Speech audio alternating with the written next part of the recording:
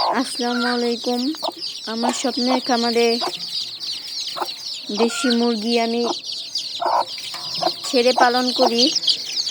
এই ছেড়ে পালন করাই দেশি মুরগির বাচ্চাগুলা আমি একটা মুরগির পেছনে দিয়ে এভাবে রাত্রিবেলা লাইট দিয়ে রাখি, দিনে রোদে দিয়ে রাখি, এভাবে বাচ্চাগুলো সুস্থ থাকে।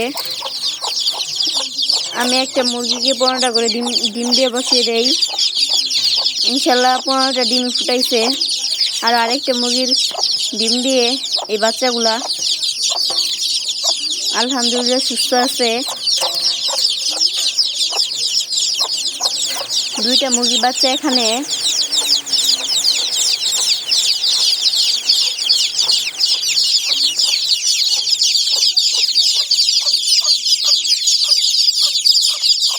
আমার খামারের মুরগিগুলা বিক্রি হয়ে গেছে।